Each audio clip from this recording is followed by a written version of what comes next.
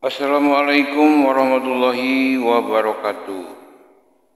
Berjumpa kembali bersama Lamunan HT Channel Islami.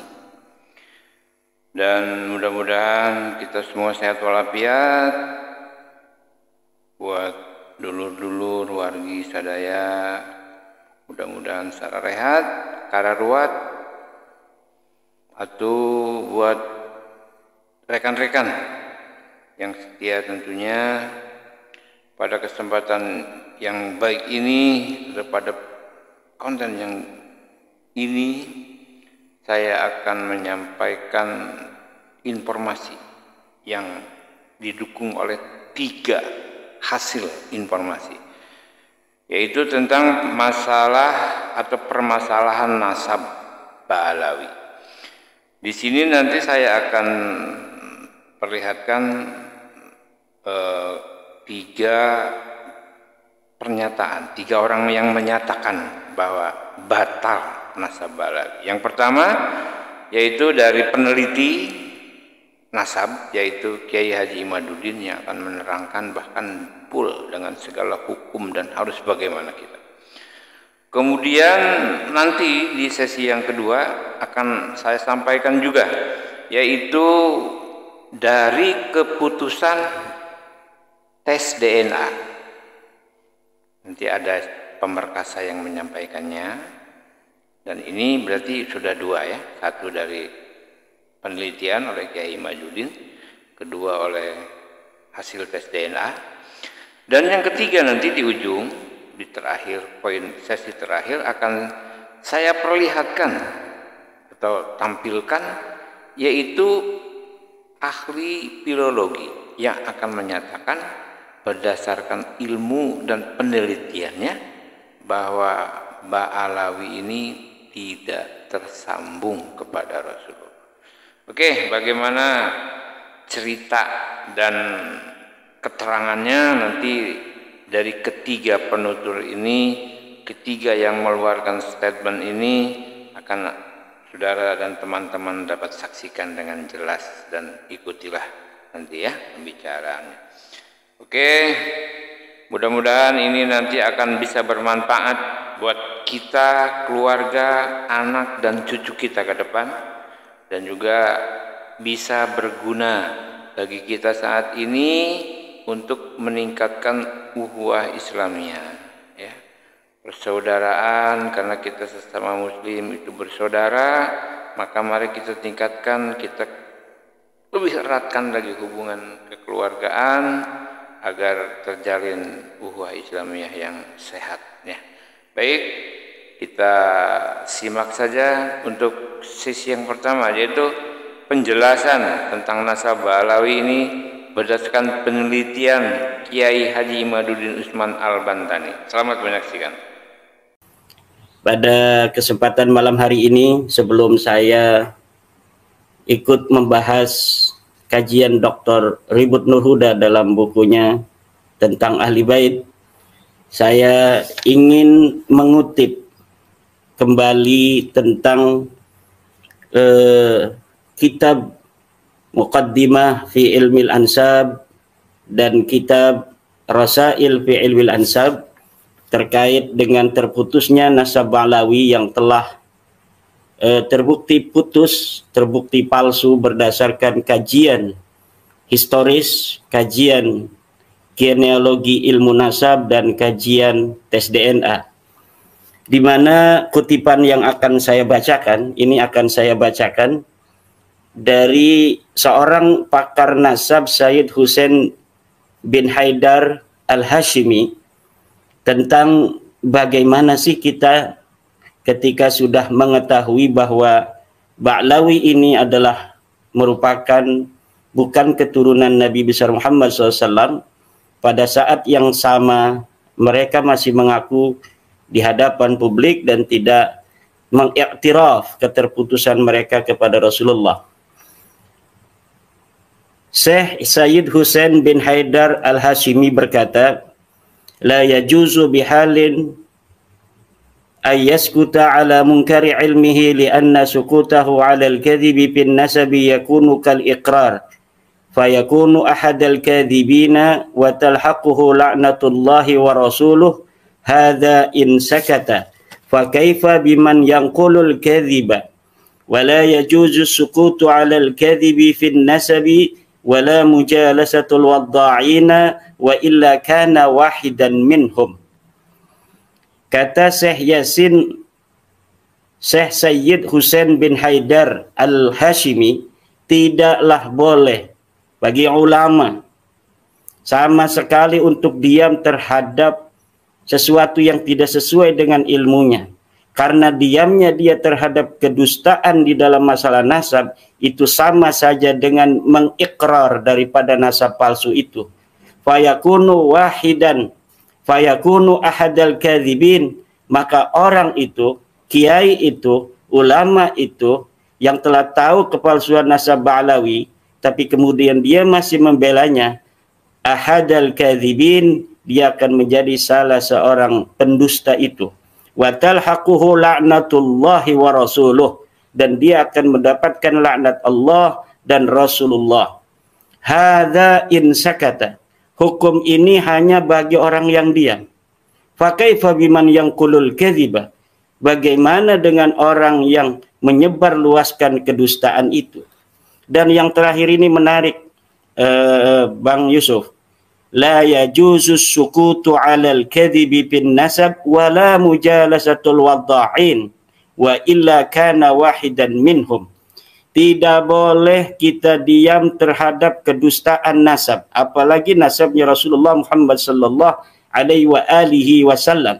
Dan tidak boleh juga mujalasatul wadda'in, menemani orang-orang pemalsu nasab.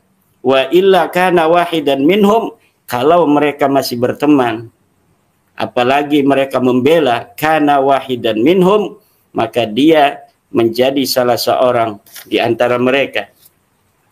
Kemudian itu untuk orang-orang yang membela. Bagaimana bagi kita orang-orang yang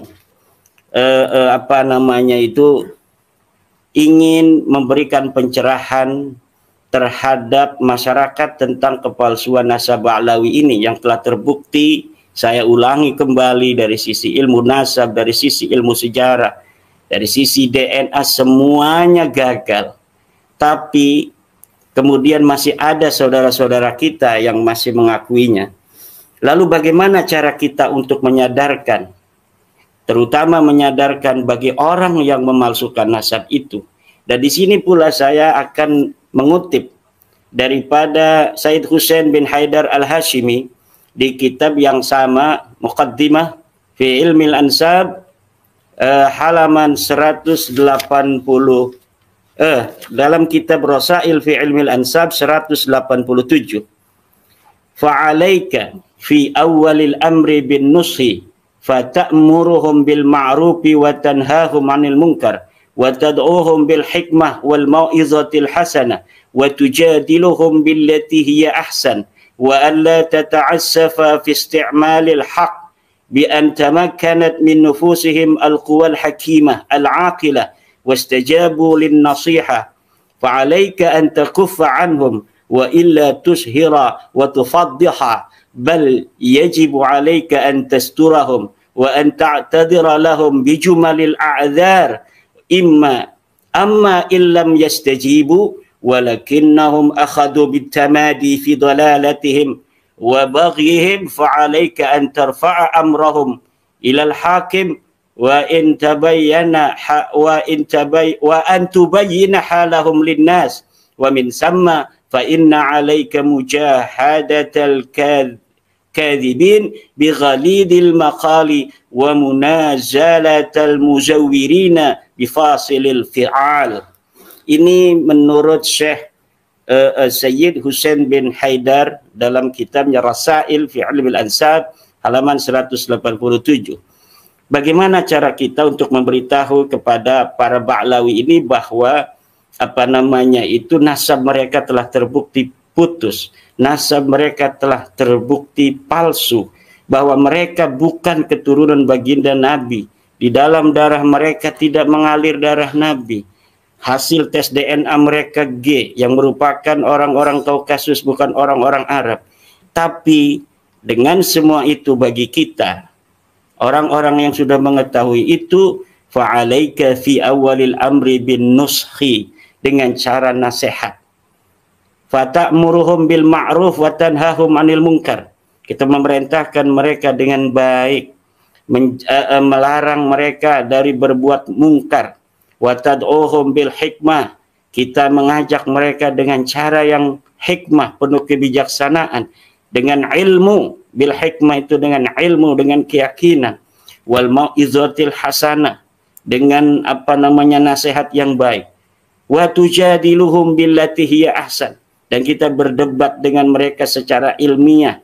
Wa alla tata'assafa, kita jangan berbuat zalim pada mereka fi isti'malil haq, atas nama kebenaran. Fa in tamakkanat min nufusihim al-quwal haqimah al-aqilah wastajabu lin nasiha fa 'alaika an takuffa anhum. Kalau mereka sudah mau menerima, kita berhenti. Misalnya mereka menerima, ya kita bukan cucu Nabi, atau maaf Pak Dr. Ribut, Pak Yusuf Mas, kami ini tetap meyakini daripada bahwa kami ada turun Nabi, tetapi silahkan bagi orang lain untuk tidak meyakini kami sebagai turun Nabi. Kami tidak akan lagi mengaku-ngaku keturunan Nabi di hadapan publik lagi. Kami hanya akan mengaku di antara kami saja sesama Balawi. Kalau mereka sudah demikian, fa'alaika anta kuffa anhum, berhentilah. Wa alla tushira wa tufaddiha, jangan sampai dipopulerkan kembali, jangan sampai dibeber-beberkan lagi. Bal yajibu alaika an tasturahum, bahkan kita harus menutupi daripada aib ini. Wa an ta'tadira lahum, dan kita memberikan ruang, menguzuri mereka bijumalil a'dzar, dengan berbagai macam alasan-alasan. Tetapi amma illam yastajibu, kalau mereka tidak mau menerima bahwa ada dalil-dalil keterputusan nasab mereka secara ilmu nasab, secara ilmu sejarah, secara ilmu DNA, walakinnahum akhadu bitamadi, mereka terus demikian fi dhalalatihim, dalam kesesatan mereka, wa baghyihim, fa'alaika an tarfa'a amrahum ilal hakim, maka seharusnya yang harus dilakukan kita laporkan kepada pemerintah. Wa an tubayyina halahum linnas, dan kita harus terangkan semua ini pada manusia, kita beri pencerahan kepada manusia bahwa yang mengaku turunan Nabi dari Ba'lui itu bukanlah keturunan Nabi. Ini kewajiban menurut Syekh Sayyid Husain bin Haidar Al-Hashimi di dalam kitabnya Rasail halaman 187. Wa min samma, dari situ, fa inna 'alaika mujahadatal kadzdzabin, itu dihitung adalah kita berjihad untuk memerangi para pendusta. Dengan apa? Bi ghalizil maqal, boleh dengan kata-kata yang keras. Wa munazalatil muzawwirin, dan kita boleh untuk mengalahkan orang-orang para pemalsu itu bifasilil fi'al, dengan perbuatan-perbuatan yang dengan itu mereka akan sadar. Itu adalah cara kita di dalam berinteraksi atau menyadarkan daripada Ba'lawi. Sebelum kita ke yang lain, ada lagi ini. Kita ini penting agar memberikan pencerahan kepada masyarakat. Sebelum nanti kita persilahkan Dr. Ribut Nurhuda dengan Dr. Soleh Basyari, Ketua CSIIS, dalam menerangkan tentang Ahli Bait. Ini ada juga saya kutipkan bagaimana Dr. Sayyid Husain bin Haidar Al-Hashimi dalam kitab Rasail fi Rasail fi Ilmil Ansab halaman 179. Beliau mengatakan ada ciri-ciri pribadi yang bernasab palsu itu, Mas Yusuf. Jadi ciri-ciri orang yang mengaku-ngaku turunan Nabi palsu itu, ciri-cirinya ada sekitar 8 kurang lebih yang saya catat dari kitab Rasail fi Ilmil Ansab karangan Syekh Sayyid Husain bin Haidar Al-Hashimi halaman 179. Yang pertama, hubbul mali wa jam'ud dunya.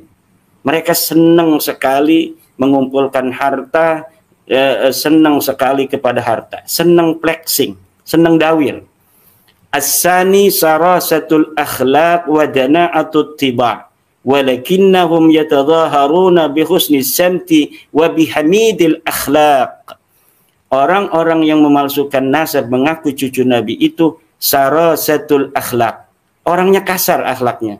Wa dana'atut tiba', rendah sekali tabiatnya. Walakinnahum yatadhaharuna bi husni samti, tetapi mereka berpura-pura berperilaku baik, wa bihamidil akhlaq, dan mereka berpura-pura berakhlak terpuji. Asalis, ciri-ciri cucu Nabi palsu. Qallama tara da'iyan illa wa huwa yudmiru su'a diyanatin. Sedikit sekali atau kapan saja engkau melihat orang yang mengaku sebagai cucu Nabi, illa wa huwa yudmiru su'a diyanatin, kecuali mereka itu sebenarnya menjembunyikan jeleknya agama yang ada di dalam dirinya. Walaupun yatadaharu 'indan nasi bi husnis santi wa bihamidil akhlaq. Ar-rabi, ciri-ciri cucu Nabi palsu. Nafyul ansabis sahihah, senang menafikan nasab-nasab yang sahih. Jadi nasab yang sahih dari para keluarga-keluarga Nabi yang ada di Saudi, yang ada di Lebanon, yang ada di Qatar, yang ada di Irak, yang ada di Iran, itu dinafikan oleh mereka. Dan apabila mereka ingin menjadi cucu Nabi, maka harus dikhatam oleh mereka, diberikan paspor nasab oleh mereka. Kemudian al-khamis tashihul ansabis saqitah, mereka mensahihkan nasab-nasab yang palsu. Jadi nasab yang sahih mereka palsukan, nasab yang palsu mereka sahihkan. Ini ciri-ciri orang atau sebuah komunitas yang bernasab palsu. Kemudian yang as-sadis al-istiqwa'u bi ghairihi minal ad'iya, mereka saling memperkuat antara satu dengan yang lainnya. Orang-orang yang bernasab palsu ini nasabnya palsu, ini nasabnya palsu. Mereka ini saling menguatkan, ini mengisbat ini mengisbat itu. Seperti kita lihat Al-Mahdali dari Bani Ahdal yang ada di Malaysia, mereka memperkuat Ba'alawi, Ba'alawi juga memperkuat daripada Bani Ahdal. Yang ketujuh, as-sa'yu al-hafithu nahwa syuhrati wat-talaqqubi bi alwanil alqabi wal ghadabi min ishtiharil akharin. Mereka berusaha dengan keras untuk populer dengan menggunakan sebutan-sebutan yang banyak, lakob-lakob, gelar-gelar, dan mereka marah kalau ada kelompok lain yang mengaku-ngaku juga sebagai keturunan Nabi. Kemudian yang ini yang paling penting, tab'u khatmin yaqtatu nabi. Ciri-ciri keturunan Nabi palsu adalah mereka membuat paspor nasab sebagai penguat mereka bahwa mereka betul sahih sebagai turun Nabi, padahal mereka palsu.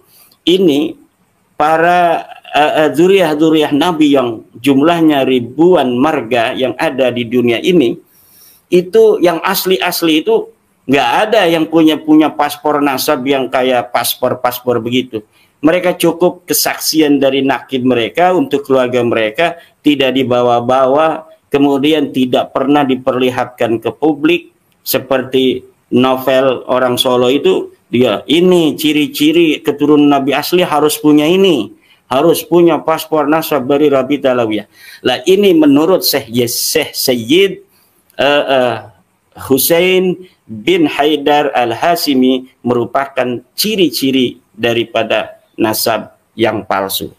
Nah, demikian Mas Yusuf dari apa yang bisa saya sampaikan untuk pertama ini, sebelum nanti kita berdiskusi tentang Ahli Bait.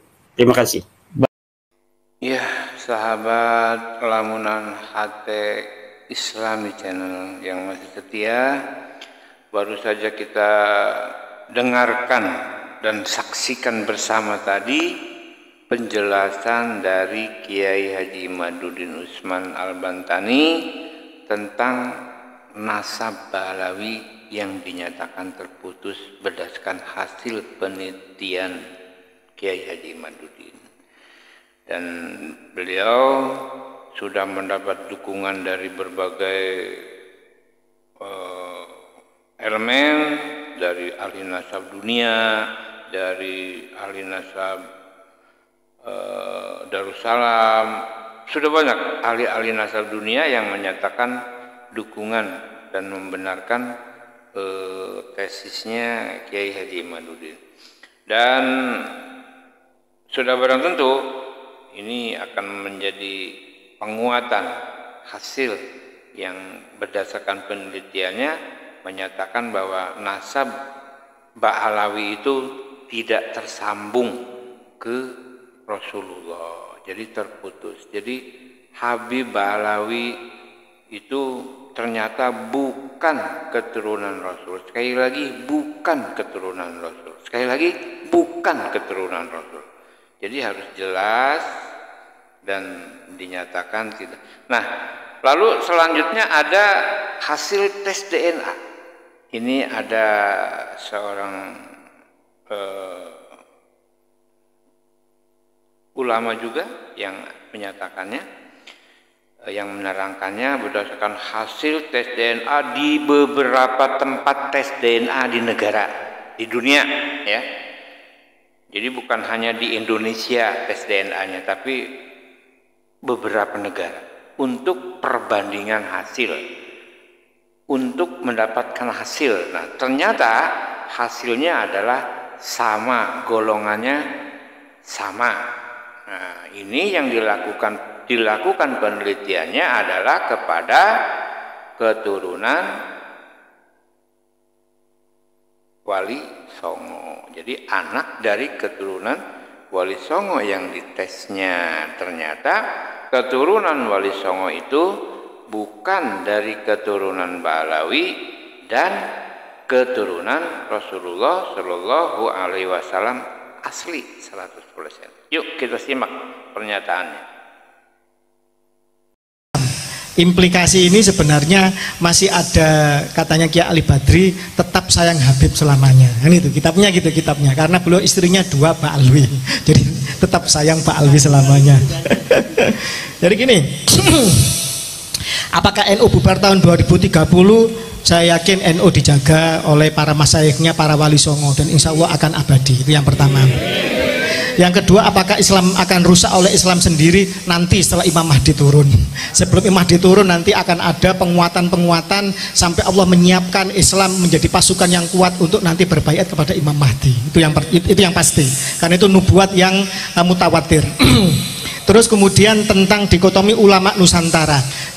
Jadi gini, sekali lagi bedakan antara keilmuan, kewalian atau makomatul aulia, ya, dan nasab. Ilmu siapapun bisa menjadi pinter asal dia mau rajin belajar. Ini semua ras apa saja, dari kulit putih, kulit merah, kulit kuning, kulit hitam, semua bisa. Kemudian makomatul aulia atau kekaromahan, ini kan bonus dari Allah Ta'ala, atau seseorang punya derajat makom yang tinggi. Bisa nggak semua etnis, semua ras mencapai derajat wali? Bisa, semuanya bisa, kan gitu. Siapa saja yang mencintai Allah melebihi seluruh entitas dirinya, hanya Allah saja di alam semesta, ingat Allah setiap saat, maka dia akan bisa menjadi seorang kekasih Allah, kan begitu. Jalannya gimana? Mencintai Kanjeng Nabi, kan gitu. Harus melalui jalan itu, karena itu khotamun nabiyyin wal mursalin.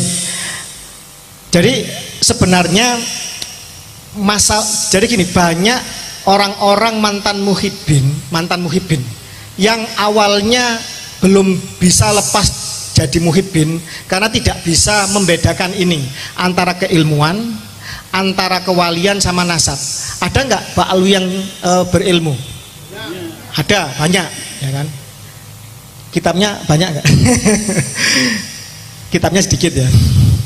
Kemudian ini jujur, mari dibandingkan dengan Kiai Imad aja berapa Kiai Imad dengan Syekh Nawawi Al-Bantani, nah itu jauh lah dengan ulama-ulama Nusantara. Terus kemudian yang kedua, ada nggak Pak Alwi yang jadi waliullah?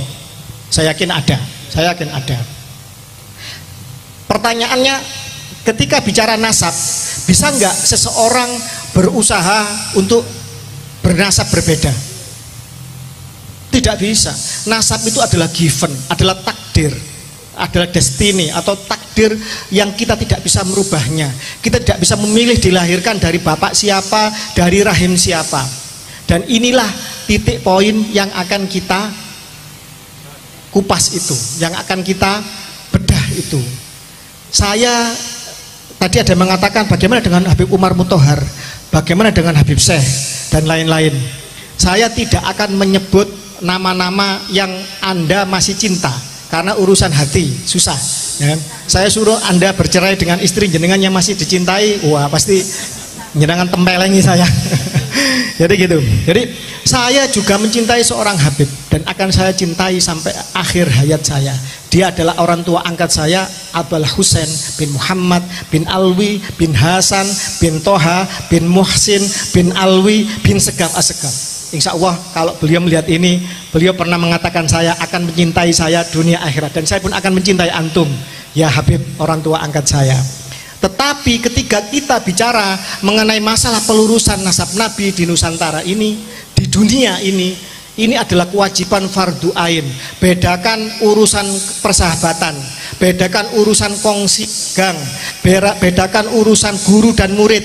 Ini masalah kesucian dari Nabi Muhammad Shallallahu Alaihi Wasallam, di mana kita bersumpah setia asyhadu alla ilaha illallah wa asyhadu anna Muhammadar Rasulullah. Kalau kita mencintai Allah, berarti kita harus melalui jalan itu. Dan kalau jalan itu sudah ternistakan, sudah terkotori, maka sampaikah kita kepada kesaksian asyhadu alla ilaha illallah itu. Jadi ini sebenarnya yang menjadi titik poin yang harus kita gubah. Tapi alhamdulillah, sebenarnya ini saya harus bertestimoni dan saya menggugah para habaib. Banyak sebenarnya dari mereka yang tidak mengkapitalisasi agama, banyak dari mereka sebenarnya yang punya hati nurani, tetapi mereka ya apa ya, semacam bukan takut bukan, intinya itu bukan mendiam. Ya solidaritas lah sesama bangsanya. Karena apa? Karena ya apa sih, kalau sudah terlalu dekat itu kan, apalagi kerabat, ini menegurnya kan menegur dengan cara persuasif. Para habaib itu punya larangan, dilarang berantem di depan pribumi. Mereka kalau berantem di antara mereka. Kenapa saya tahu? Karena saya anak angkatnya Habib, saya muhibbin kelas berat. Rotib apa yang tidak saya baca? Rotib Al-Haddad, Al-Atos, Al-Bar, Al-Idrus, Wirdul Latif, apa yang tidak saya baca? Saya punya kitab Sabilul Muhtadin karena Abdullah bin Ali bin siapa ya? Itu Al-Atos, itu kitab Sabilul Muhtadin, kitab khusus wiridnya para habaib. Saya dulu baca. Jadi jangan tanyakan kemuhibinan saya kemana-mana tidur, bareng, kemudian bepergian, luar biasa pokoknya. Jadi itu. Jadi, tetapi ketika bicara masalah ini, kita harus objektif, kita harus menempatkan Allah dan Rasulnya di atas segala-galanya. Tetapi alhamdulillah, sebenarnya motivasi saya ini tadi kan ditanyakan sama beliau, belum saya jawab. Apa motivasi saya di dalam hal ini? Alhamdulillah orang tua angkat saya, ini testimoni ya, kan direkam ya. Orang tua angkat saya seorang Habib yang baik, seorang yang ahli ibadah, ahli riyadhah. Beliau pernah berkata kepada saya ketika saya minta izin, karena setelah ayah saya meninggal, ibu saya menitipkan sama beliau untuk diasuh sama beliau, untuk didik sama beliau. Kebetulan Habib yang baik gitu lah, bukan yang merampas istrinya orang.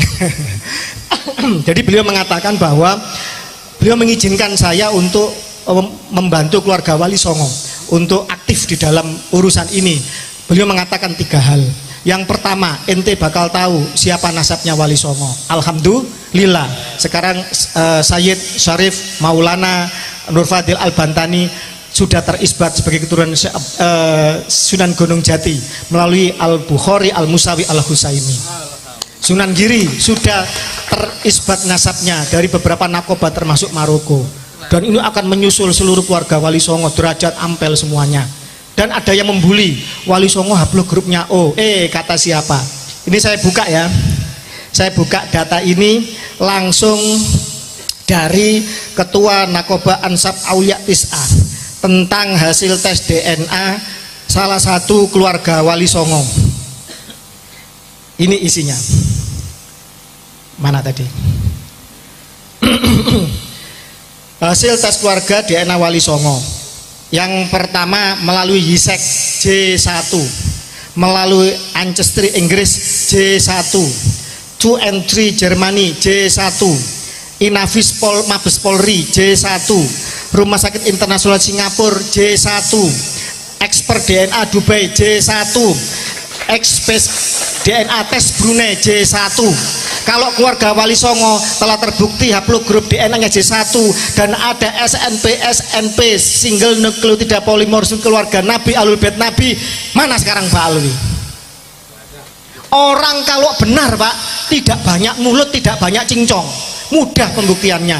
Hei, kamu katanya punya mobil, punya? Mana mobilnya? Ini ada suratnya, STNK-nya ada, BPKB-nya ada. Bayar pajak? Bayar. Itu kalau orang benar punya mobil. Tapi kalau nggak punya mobil, gaya-gaya pada tetangganya, kamu ada mobil, bulet jawabannya. Ya seperti itu, Yahudi ini. Wali Songo, ada nasabmu, ada catatannya, manuskripnya ada. Kamu berani isbat, berani, lolos, DNA, lolos. Ini Pak, orang yang benar. Perjuangan ini bukan untuk rebutan nasab jadi keluarga cucu Nabi, tidak. Kalau perlu tidak ada yang jadi cucu Nabi di Nusantara ini. Kalau perlu tidak ada yang terbukti jadi cucu Nabi. Kalau itu nanti hanya melahirkan perbudakan, melahirkan rasisme, melahirkan arogansi nasab, melahirkan kapitalisasi dan perbudakan spiritual. Tidak perlu dan tidak penting cucunya siapapun. Ini kan karena keluarga Wali Songo dihina 200 tahun. Keluarga Wali Songo dibelokkan nasabnya ke Yaman. Menurut kitab namanya Samsud Dohiro, karangan Abdullah Al-Masyhur ya, Abdurrahman Al-Masyhur, yang ditahqiq oleh dia sahab. Menurut Van den Berg, jelas tertulis di situ kok. Menurut Van den Berg kok, katanya Wali Songo ke Yaman. Katanya Profesor Dr. Agus Sunyoto di dalam Atlas Wali Songo itu adalah apa? Spekulatif. Jelas kata-katanya, nasab rakitan spekulatif, jelas kata-katanya spekulatif. Beliau seorang pakar sejarah, meneliti manuskrip ke luar negeri, ke Leiden, ke Belanda, ke lain-lain. Beliau memahami tentang tes karbon dan lain-lain. Spekulatif nasab Wali Songo yang ke Yaman itu. Tetapi hasil dari isbat internasional jelas kok, keluarga Wali Songo diakui oleh nakoba-nakoba dunia. Pertanyaannya, hei Pak Alwi Yaman, yang mengaku cucu Nabi, yang menyombongkan sebagai cucu Nabi, yang menjual nasabmu untuk memakan darah dan keringatnya dan hartanya pribumi Nusantara, mana tes DNA-mu? Mana susunan nasabmu? Mana isbat internasionalmu? Kosong. Apakah masih kita percaya mereka sebagai cucu Nabi? Tidak. Jelas, orang benar itu jawabnya tegas. Kalau orang salah bulet, mertuanya ngomong kita harus tes DNA, mertuanya haram tes DNA. Nah ini mertua sama mantu kok bulet ini ya kan, mungkin menantu durhaka ini. Jadi itu jawabannya. Jadi terkait masalah Anda jadi muhibin atau mbak, itu beda urusan. Tetapi dalam narasi ini kita harus tegas. Jadi gini, antara habaib yang kasar maupun yang halus kita anggap sama dulu. Selama mereka menarasikan dirinya sebagai cucu Nabi, wajib kita mempertanyakannya, siapapun dia. Guru, misalkan guru kita pun, apakah saya tanya, apakah guru Anda maksum, terjaga dari noda dan dosa? Guru kita tidak maksum, mungkin salah. Pertanyaannya, bukankah Mbah Hasyim As'ari, Mbah Mun dan lain-lain, mereka kan selalu menjual itu. Kiai-kiai sesepuh kita di dikatakan mengakui mereka sebagai muhibbin. Pertanyaannya sekali lagi saya katakan, apa sebutan mereka untuk kiai-kiai kita? Ahwal dan ajam. Apa ahwal itu? Katanya paman saudara dari ibu. Sebenarnya itu plesetan dari anjing.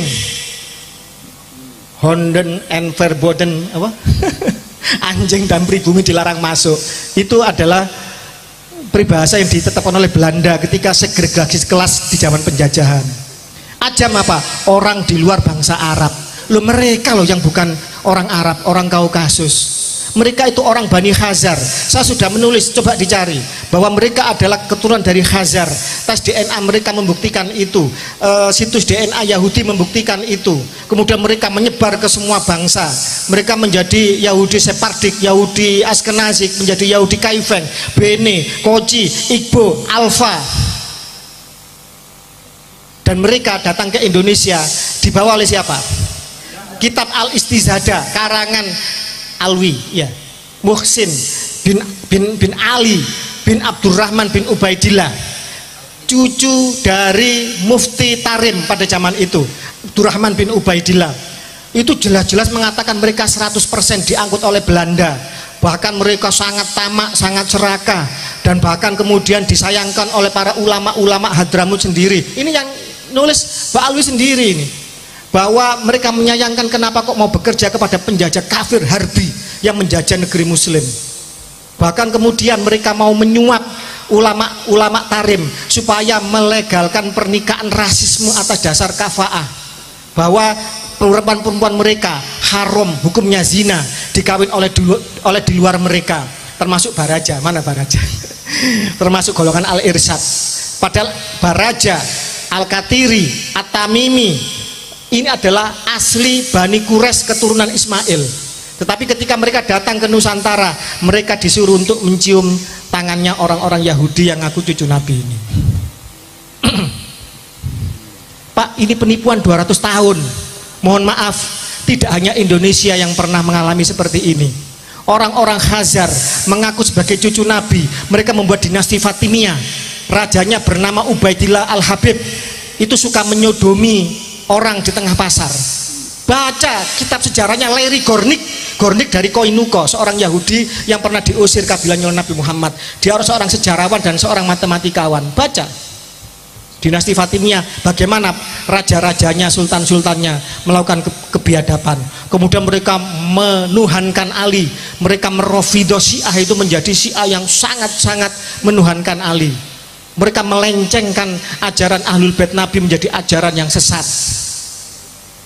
Mereka juga menyusup di banyak negeri dan bangsa. Mohon maaf, King Richard Inggris haplogrupnya G, bapaknya Henry haplogrupnya I, ibunya putri Prancis. Kok bisa bapaknya I, anaknya G? Ini mengobarkan perang salib ketiga. Bagaimana seorang Yuya, wazir agung Mesir, haplogrupnya G, dia kemudian menjadi wazir agung, menjadi mertuanya Fir'aun Amenhotep ketiga. Dia yang pertama kali mengangkat Fir'aun menjadi Tuhan, dan dia sendiri menjadi Father of God. Anaknya nanti Anem dan Ai itu juga menjadi Father of God. Nanti dia juga akan meracuni Fir'aun Tutankhamun, menyusup ke segala bangsa mereka. Bagaimana Stalin juga menyusup untuk melakukan pemberontakan revolusi Bolshevik 1917 di Rusia, meruntuhkan 3 abad kekuasaan dinasti Tsar Rusia Romanov yang dibantai oleh mereka. Dia kemudian membuat kelaparan, 7 juta orang mati. Dia membantai pemimpin Lenin dan seterusnya, sesama komunis, kalau nggak salah 11 juta orang. Dia mengobarkan perang dunia kedua, 70 juta orang mati. Bagaimana grup G yang lain, Al Capone, menjadi penjahat mafia Sisilia Italia. Jelas-jelas dia seorang Yahudi Italia. Dalam dirinya ada G, P303. P303 ini, kode ini juga ada di dalam Pak Alwi Yaman. Yang bicara ilmu pengetahuan, Pak, bukan saya yang bicara, ahli genetik. Bagaimana ikonoklasme di dalam Bizantium atau Romawi Timur. Ikonoklasme ini menghancurkan ikon-ikon Kristen Ortodok di zaman itu. Ketika kemudian Raja, sebentar, banyak yang ditulis jadi lupa. Dimana ketika Raja Leo ketiga bersahabat dengan Hagan Bihar, seorang raja bangsa Khazar, haplogrup G. Kemudian dia punya anak Konstantinus V, dinikahkan dengan Siksak atau Iren, anaknya Kagan Bahar itu, raja apa namanya, raja Khazar itu. Kemudian akhirnya punya anak Leo keempat, Leo ketiga, Konstantinus kelima, dan Leo keempat. Ini menghancurkan simbol-simbol agama Kristen Ortodok, sehingga sampai hari ini Kristen Ortodok yang banyak di Rusia begitu bencinya kepada orang-orang Khazar yang ada di Israel. Jangan salah kalau Rusia hingga saat ini mereka tidak akan pernah setuju dengan gerakan Zionis Israel karena dendam sejarah di masa silam. Bagaimana pada zaman itu Iren atau Siksak ini yang jadi permaisuri Konstantinus kelima, dia membuat pakaian Khazar menjadi populer di negara Bizantium atau Romawi Timur, yaitu memakai kerudung dan baju apa kayak rok gitu loh ya, kayak Habib itulah. Pakaian secara tidak sadar itu akan membuat kita terkooptasi secara budaya, maka akal pikiran kita, kesadaran kita juga akan terkooptasi. Jadi jenengan harus bangga pakai blangkon, harus bangga pakai sarung, harus bangga pakai baju surjan, harus bangga dengan lambang wayang yang ada di yang ada di rumah-rumah Anda, harus bangga dengan keris. Kita harus bangga dengan kebudayaan kita. Kalau tidak, siapa yang nguri-nguri? Kalau ini kita sudah tercabut dari akar budaya kita, setinggi apapun pohon akan tumbang. Itu yang bisa saya jawab. Wallahu muwaffiq.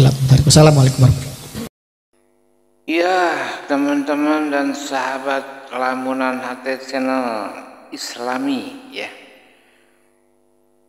Tuhnya sudah 2 poin ya yang kita dapati, atau kan menambah satu keyakinan kan. Nah, di sini akan ada satu lagi nanti dari ahli filologi, yaitu Profesor Manasam Ali, yang dikemukakannya dalam acara Bisikan Roma Irama ya. Nanti ada perbincangan antara Manasam Ali dengan Haji Roma Irama. Ini semakin seru ini ya. Nah, baraya dulur sadayana anu masih antengnya ngenteni ieu channel ngabandungan carita-carita ya. Mudah-mudahan menambah wawasan, mudah-mudahan membuat kita cerdas, dan mudah-mudahan membuat kita jadi paham dan mengerti. Nah, sudah 2 poin tadi yang menerangkan, satu Kiai Haji Madudin dan satu tentang hasil daripada tes DNA. Nah, 2 saja kita sudah bisa mengatakan bahwa Habib Rizik, Habib Bahar itu adalah mantan cucu Nabi ya. Dan yang lain-lainnya, Segaf, Alatos, Idrus ya, itu mantan cucu Nabi semua. Jadi batal, jadi cucu Nabi nggak jadi mantan, udah keluar sekarang, udah habis masa jabatannya. Oke sahabat, teman-teman, wargi dulur sadayana, mudah-mudahan artinya kita tetap menjalin ukhuwah Islamiyah, baik dengan para yang mengaku Habib, kita panggil Mamang aja lah sekarang, atau Wan ya, Wan Rizik, Wan Bahar, Wan Asegaf, Wan Topik, ya gitu aja, Wan Muhdor gitu ya. Atau kalau mau panggil bapak juga nggak apa-apa, atau mau panggil mamang nggak apa-apa ya. Kalau saya biasanya di daerah Jakarta sini manggilnya ya Wak Bahar, Wak Rizik gitu, Wak Muhdor, Wak Topik. Oke sahabat semuanya, semoga ini jadi satu penambah ilmu dan pengalaman buat kita ya. Mari kita bantu para kiai dan para alim ulama pribumi Nusantara untuk dan agar mereka yang kita hormati, orang tua kita, ulama kita, kiai kita, guru kita, tidak direndahkan lagi oleh para habib yang ngaku-ngaku cucu Nabi padahal bukan teisinanya, kuaing di Kemplang. Ciduhan kurang Bogor mah gerage. Ciduhan bagetna coh diludahi. Baiklah ya, mudah-mudahan bermanfaat dan kita ikuti pembicaraan atau perbincangan antara Bang Haji Romai Rama dengan Profesor Manasem Ali sebagai ahli filologi yang sama hasilnya menyatakan bagaimana nanti. Yuk kita ikuti saja.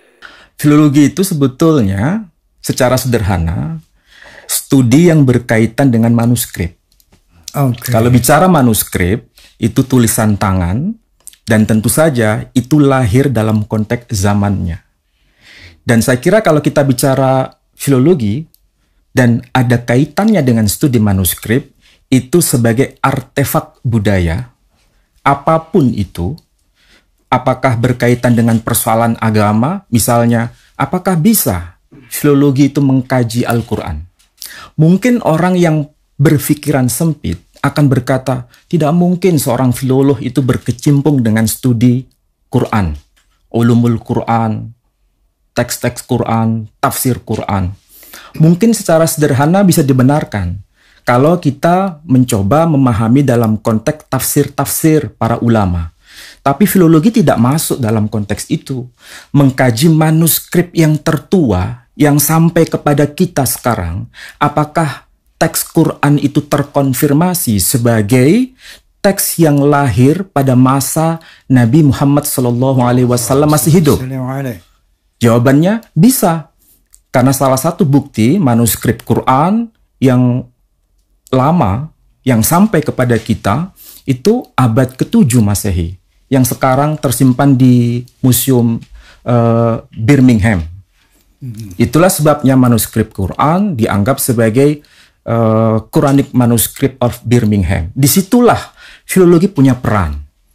Kemudian contoh yang kedua, kalau misalnya, apakah bisa filologi itu membantu penelitian mengenai tulisan-tulisan ulama kita zaman VOC misalnya, diterbitkan di mana? Kenapa diterbitkan di Mesir? Filologi bisa masuk melalui itu. Okay. Bagaimana tulisannya? Kemudian pakai bahasa apa? Pakai bahasa Jawa, huruf Arab yang disebut pegon. Pakai bahasa Jawa, huruf Arab, bahasa Sunda. Pakai bahasa Madura, huruf Arab yang disebut aksara peku. Pakai bahasa Melayu yang huruf Arab yang disebut aksara Jawi. Itu semua filologi punya peran. Jadi kalau saya diminta untuk bicara dalam konteks filologi, ada kajiannya khusus seperti buku ini. Filology and its Histories. Bahkan tradisi kajian filologi itu dilakukan di masyarakat yang kita kenal dengan masyarakat Timur Tengah. Saya bawa buku ini misalnya. Ini judulnya adalah Dirasat fi Ilmil Makhtutat wal Bahth Bibliografi. Jadi ini bicara kajian soal manuskrip. Nah, bentuk manuskrip kayak begini, tulisan tangan. Jadi kita punya peran, bukan berarti filolog tidak boleh ikut campur bicara soal agama. Agama, teks agama hanya merupakan objek sebagai seorang filolog. Dan saya kira itu perlu untuk dipahami oleh masyarakat Indonesia. Dan sekarang ini UIN yang dikenal sebagai institusi keagamaan secara akademik sudah mulai belajar filologi. Bahkan baru mulai belajar filologi. Sekarang sudah mulai masif di UIN, masif, studi filologi itu. Untuk mengkaji manuskrip-manuskrip karya ulama Nusantara. Oke pemirsa, jadi inilah kepentingannya bahwa memang saya berusaha betul-betul mengundang ahli-ahli di bidangnya. Ya, untuk tentunya kita bicara bukan hoax, bukan kemudian emosional, bukan kemudian ada kepentingan-kepentingan tertentu. No, na'udzubillahi min dzalik. Justru maka kembali kali ini saya undang Profesor Menahem Ali sebagai ahli filologi untuk menjelaskan tentang manuskrip. Kira-kira seperti itu sehingga kita bisa mendapat gambaran yang ilmiah, yang jelas, yang konkret.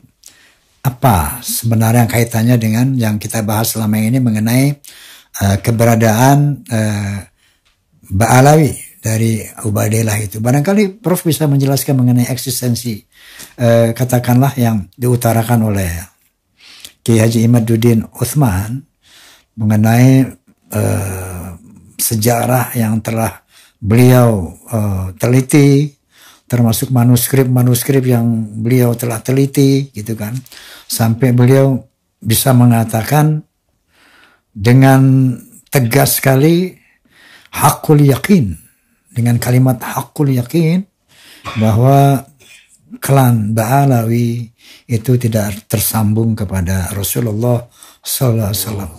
Barangkali antum sebagai filolog bisa menguatkan tesis Ki Imad atau menyanggahnya barangkali.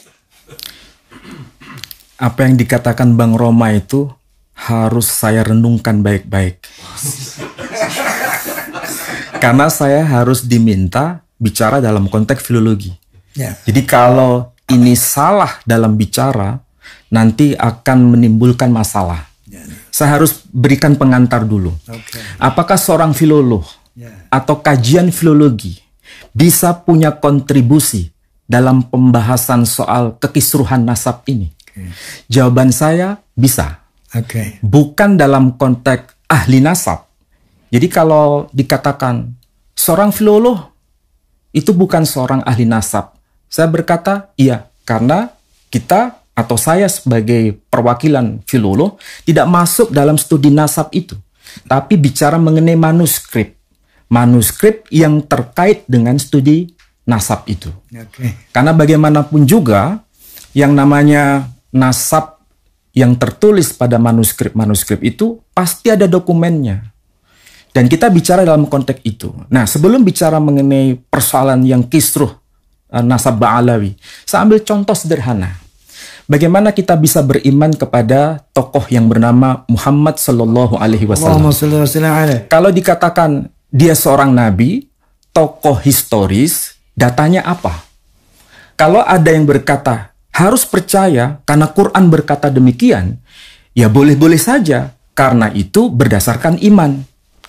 Kalau diimani, silakan, kita tidak bisa ikut campur dalam persoalan iman itu.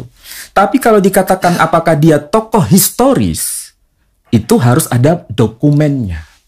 Tentu saja dokumennya di luar Quran. Yang tentu saja ini dokumen eksternal yang bisa mendekati peristiwa pada masa itu. Saya ambil contoh, kalau memang beliau itu seorang tokoh historis, di luar dokumen Quran, dokumennya ada. Memang bukan berbahasa Arab, tapi justru bahasa Yunani. Yang saat itu adalah penguasa dari Imperium Romawi. Dokumennya disebut Doctrina Jacobi. Doctrina Jacobi. Ya. Naskah atau manuskrip itu, para ahli filolog sudah melakukan penelitian dengan karbon C14, radiokarbon. Itu penanggalannya 634 Masehi. Sementara Nabi kita Muhammad Sallallahu Alaihi Wasallam yang diklaim sebagai Nabi oleh umat Islam itu wafat tahun 632 Masehi. Berarti selisihnya hanya 2 tahun. Berarti ini memang bukan tokoh fiktif, ini tokoh historis. Orang yang mengaku dirinya sebagai nabi itu.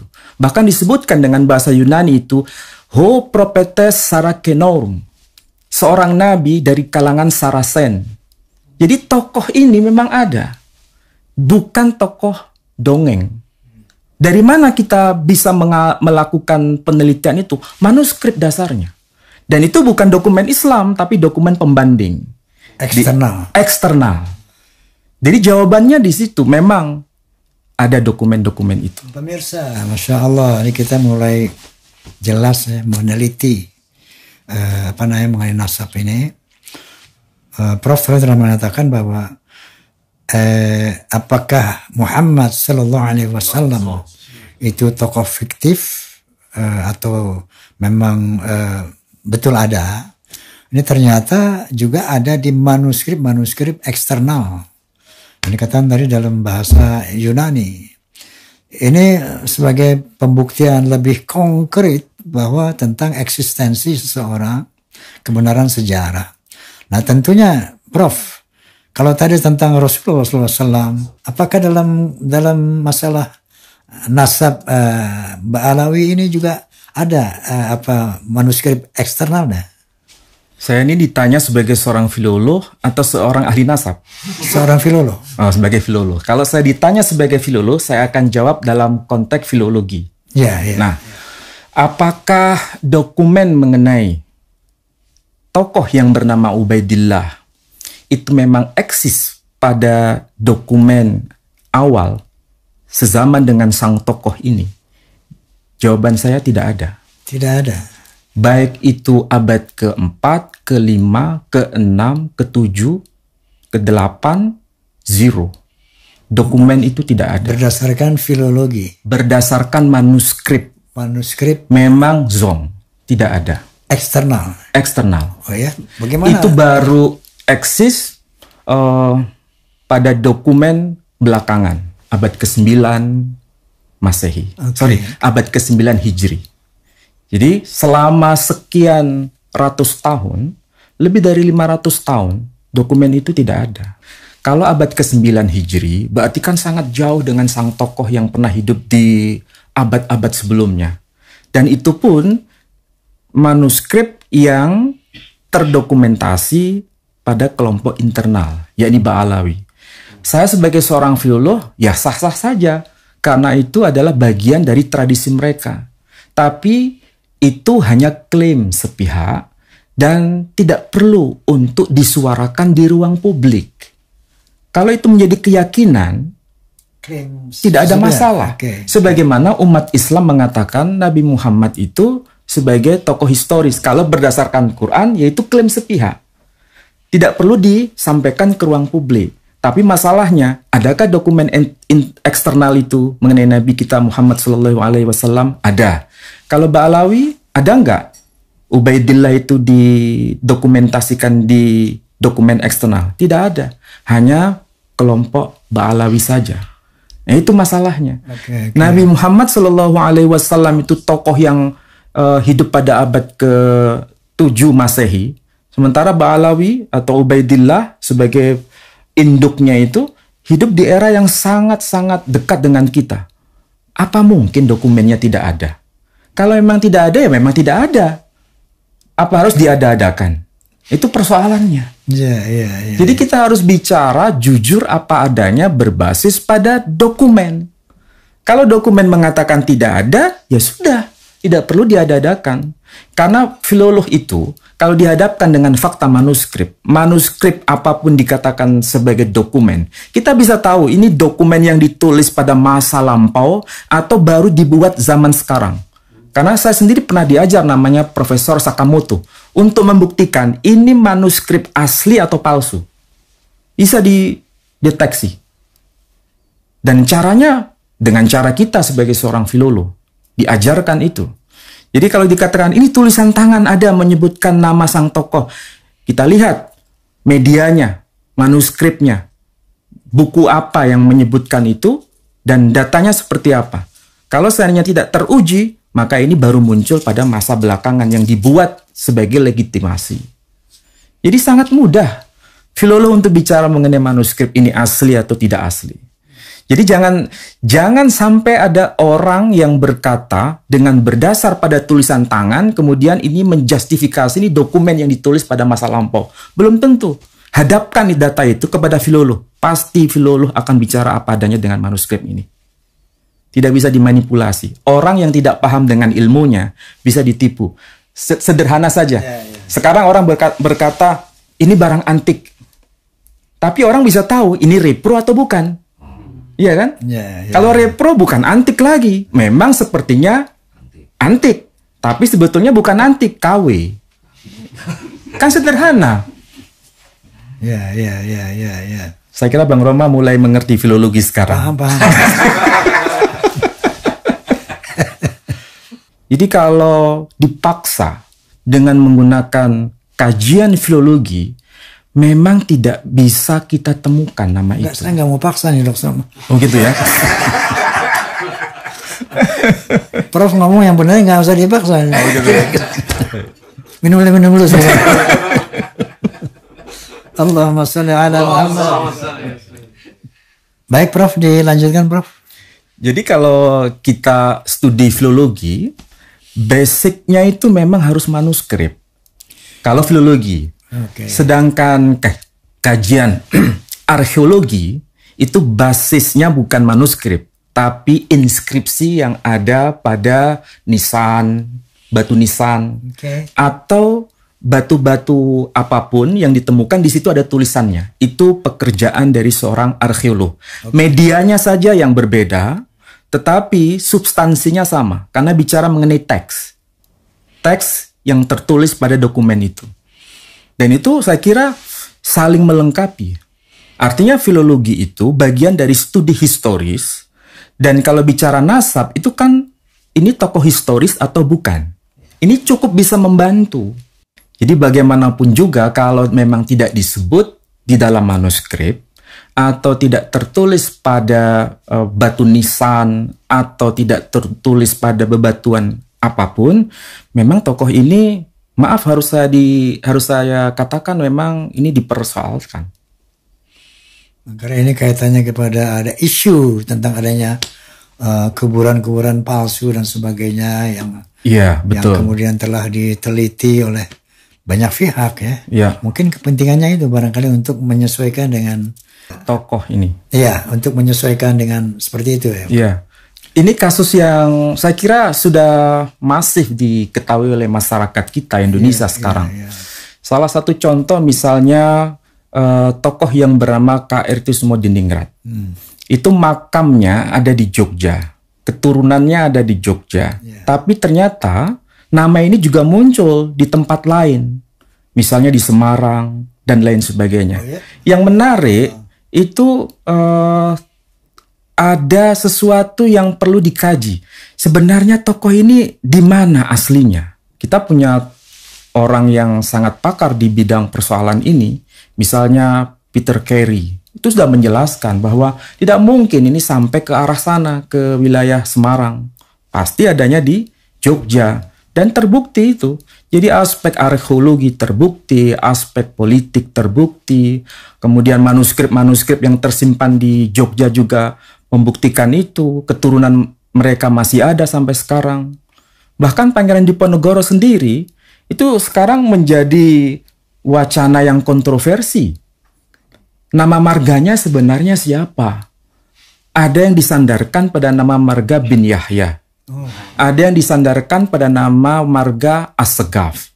Ada yang disandarkan pada nama marga Aledrus. Sebetulnya yang betul dia itu marganya apa?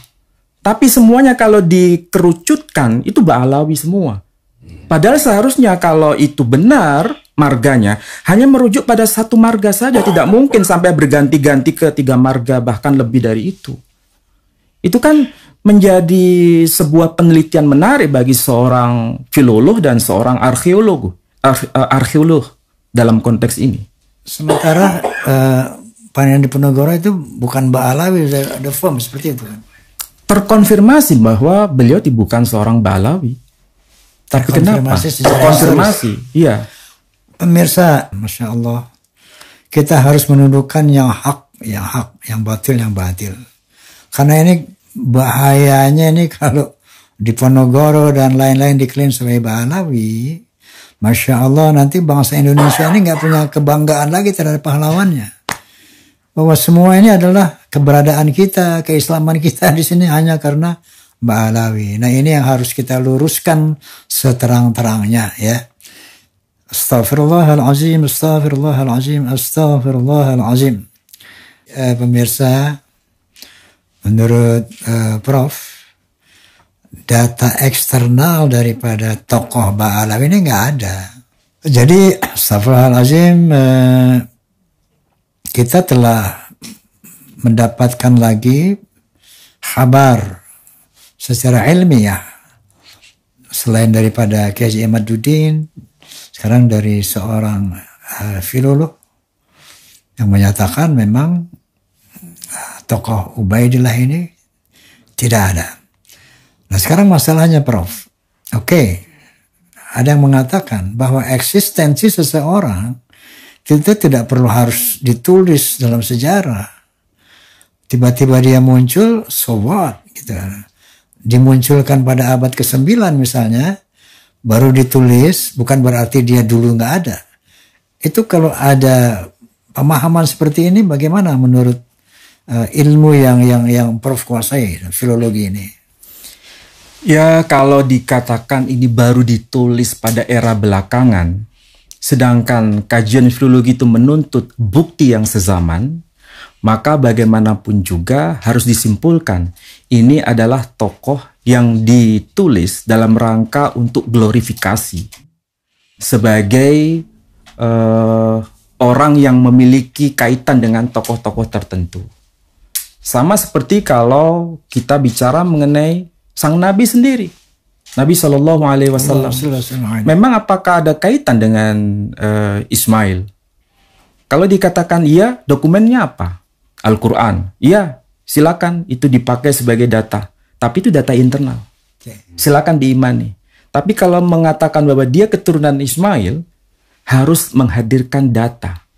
Karena Quran kan baru ditulis pada abad ke-7 Masehi. Sementara kalau dia dihubungkan dengan Ismail, dokumennya harus sebelum itu ada nggak? Dan kita bisa tunjukkan data, misalnya tulisan dari Santo Yerum yang hidup pada abad ke-4. Memang orang yang keturunan Ismail itu disebut Sarasen. Sarasen, artinya orang keturunan Ismail yang disandarkan kepada Sayyidah Sarah. Anak yuridisnya. Sementara Nabi Muhammad Sallallahu Alaihi Wasallam sebagai keturunan Sarasen ditulis oleh seorang santo yang bernama Santo Theophanes. Dan itu bukan dokumen internal, itu dokumen eksternal. Artinya kalau Nabi Sallallahu Alaihi Wasallam keturunan Ismail terkonfirmasi dengan dokumen eksternal, walaupun Quran itu muncul pada dokumen abad ke-7 Masehi. Tetapi berkaitan dengan tokoh yang diributkan oleh para ahli yang sedang ribut ini, saya sebetulnya kalau mau masuk ke ranah ini agak takut-takut.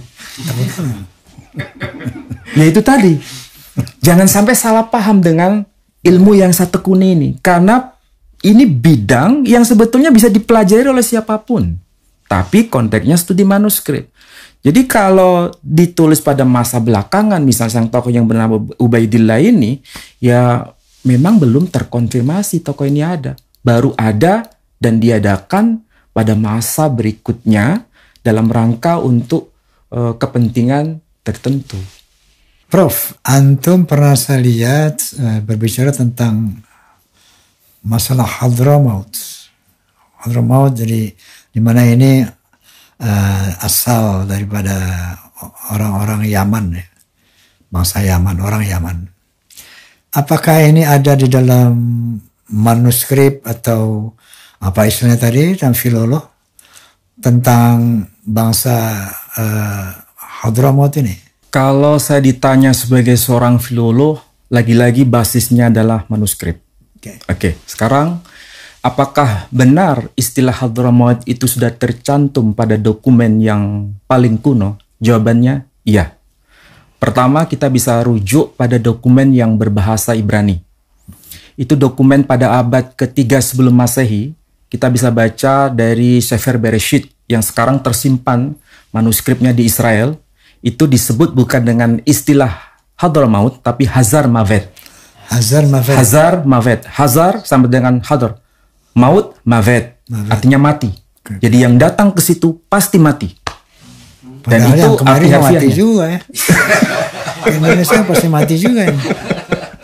Bagaimana? Jadi itu dari bahasa Semitik, dirosah Samia atau Semitic languages ketemu tercantum pada dokumen Sefer Bereshit abad ketiga sebelum Masehi. Nah, sementara dalam dokumen lain, dalam bahasa Latin ataupun Yunani, itu kita bisa baca pada tulisan yang ditulis oleh Claudius Ptolemy. Dia menulis buku yang namanya Geographia, dan itu mencantumkan nama kawasan yang sebetulnya itu diambil dari nama tokoh yang ditulis di situ Hadramonitai.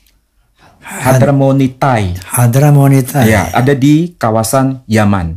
Dan itu kapan beliau menulis? Kalau ditulisnya, kita bisa ambil rentang waktu kapan dia lahir, kapan dia meninggal. Ternyata dia lahir tahun 100 Masehi. Sedangkan dia meninggal tahun 170 Masehi. Berarti itu abad kedua Masehi. Berarti dokumen nama Hadramonitai telah tertulis oleh Claudius Ptolemy, sedangkan Islam datang itu kan baru abad ke-7 Masehi. Berarti ada sekitar 500 tahun nama Hadramaut sudah tertulis. Tapi apakah ini keturunan Ismail? Bukan. Hadramaut atau Hazarmawet atau Hadramonitai itu keturunan nyambungnya ke Kahtan. Kahtan itu keturunan Sem. Bukan keturunan Ibrahim, apalagi keturunan Ismail. Salah seorang anak Nabi Nuh ya. Salah seorang anak Nabi Nuh. Dan suku Kahtan ini yang nanti menurunkan orang yang disebut sebagai kaum Hadramonitai atau Hazarmawet itu berasal pada dokumen yang tadi saya sebut, yakni Claudius Ptolemy dengan nama apa? Kasanitai, yang kemudian diarabkan menjadi Kahtan, dalam bahasa Ibrani menjadi Yoktan. Jadi Yoktan bahasa Ibrani, Kahtan bahasa Arab, Kasanitai dalam bahasa Latin itu merujuk pada sosok yang sama. Jadi Hadramaut ini tidak terkait kepada Ismail alaihissalam. Dan tidak terkait juga dengan Ibrahim. Tidak terkait dengan Ibrahim. Tidak terkait. Allahumma sholli ala Muhammad. Ini Masya Allah. Jadi otomatis nggak terkait dengan Nabi Muhammad SAW dong. Ya, tidak terkait. Kalau kita berkata misalnya ya, apakah betul Ilyas sebagai seorang tokoh itu nyambung dengan Nabi Muhammad SAW? Jawabannya iya. Dokumen apa? Dokumen Islam? Oke, silakan hadirkan dokumennya. Misalnya kita lihat Tarikh At-Tabari. Muhammad keturunan siapa? Muhammad bin Abdullah bin Abdul Muttalib bin Hashim bin Abdi Manaf bin Qusay bin Kilab bin Murrah bin Ka'ab bin Lu'ay bin Ghalib ibn Fikhr alias Quraisy bin Malik bin Nadr bin Kinanah bin Khuzaimah bin Mudrikah bin Ilyas. Nah, apakah nyambung nasabnya Nabi Shallallahu Alaihi Wasallam dengan Ilyas? Apakah tokoh ini ada Ilyas ini dalam dokumen? Jawabannya iya. Dokumen apa? Claudius Ptolemy yang menulis buku Geografia, di situ menyebutnya Iolisite dari nama Ilyas yang mengalami Helenisasi. Dan itu sampai sekarang tercantum dokumen itu. Jadi ini bukan persoalan klaim agama. Kalau klaim agama silakan diyakini. Dan tidak perlu memaksa orang lain untuk yakin dengan keyakinan kita. Tapi kalau ini dianggap apakah ini tokoh ini historis, ada, hadirkan dokumennya. Kalau tidak bisa, silakan itu menjadi keyakinan kelompok dan keyakinan pribadi. Dan tidak perlu menakut-nakuti orang dengan bahasa surga ataupun neraka. Masya Allah. Pemirsa jadi jelas ya bahwa Hadramaut itu ternyata nyambungnya ke putra Nabi Nuh. Tidak nyambung ke Nabi Ibrahim. Sementara Nabi Muhammad SAW nyambungnya ke Nabi Ibrahim alaihissalam. Subhanallah, lebih terang benderang lagi buat kita pemirsa. Dan tadi sudah dijelaskan bahwa tokoh Ubaidillah ini fiktif karena tidak tercatat pada sejaman beliau. Jadi sementara ini kan bisa disimpulkan kalau tidak ada dari sejarah sejaman, bisa disimpulkan nggak bahwa memang tokoh Ubaidillah ini fiktif? Kalau berdasarkan manuskrip, ya memang tokoh ini nggak ada. Tidak ada dan tidak bisa disambungkan kepada Nabi Shallallahu Alaihi Wasallam. Kalau antara Nabi dengan Ahmad Al-Abah itu memang terkonfirmasi dengan dokumen-dokumen segenerasi sebelumnya. Ahmad Al-Abah. Nah ini yang kan menjadi tokoh yang dikaitkan kepada Bu Alif kan yang namanya Ahmad bin Isa. Nama tokohnya Ubaidillah bin Ahmad bin Isa. Ubaidillah bin Ahmad bin Isa. Tapi saya maksud apa Ahmad bin Abah, Ahmad bin Isa itu Sosoknya satu. Sosok yang berbeda, dan itu sudah diteliti oleh Kiai Imaduddin sendiri. Karena mungkin ada kemiripan nama, maka ini disandarkan kepada tokoh yang menjadi patronnya. Karena sama-sama menyebut Isa. Padahal ini tokoh yang berbeda. Dan itu dicantumkan dalam kitab yang Al-Burqatuh Musiqah. Itu ada penegasan itu. Tapi lagi-lagi ini kan dari tokoh Ba'alawi untuk mengaitkannya ke situ. Tapi tidak terkonfirmasi dengan dokumen di luar kaum Ba'alawi. Jadi kalau begitu, kesimpulannya, apakah ini memang tidak terkait dengan tokoh yang bernama Ahmad Al-Abah? Memang tidak ada kaitan. Kesimpulannya iya. Kalau dari sisi manuskrip. Ya, sahabat lamunan HT Islami Channel yang masih setia tentunya, yang masih mengikuti acara session ini, demikianlah ya. Jadi sudah 3 dari pengemuka ya yang mengukakan tentang batalnya nasab Ba'alawi. Tadi dari yang terakhir tadi dari ahli filologi yaitu Profesor Manasem Ali, beliau menyatakan bahwa tidak ada ya, tidak terkonfirmasi. Iya kan, kalau seperti itu akhirnya gimana ya? Jadi kalau tidak kita yang cerdasnya, kita yang jadi pintar, kita yang jadi mengerti, ya kita yang harus paham. Nah, jadi mari kita bersama-sama saling meningkatkan ukhuwah Islamiyah. Biarkan saja kalau memang mereka sudah mengakui bukan cucu Nabi, ya tidak usah diganggu. Dia mau tinggal di sini ya silahkan, mangga-mangga aja. Tapi sifatnya yang berubah gitu kan, tidak gede hulu kan gitu. Seperti itu ya. Baik sahabat, dulur-dulur wargi sadayana, atau hapuntennya bila ya kalau patah dina ucapan dari perkataan yang tidak berkenan ataupun dari penjelasan yang kurang pas menurut hati Anda, saya mohon maaf dan Anda punya hak penuh untuk memberikan komentar. Silakan berkomentar agar kami bisa mengetahui kekurangan, kesalahan, dan agar kami bisa lebih baik lagi ke depan. Akhirnya saya undur diri, mohon pamit. Wassalamualaikum warahmatullahi wabarakatuh.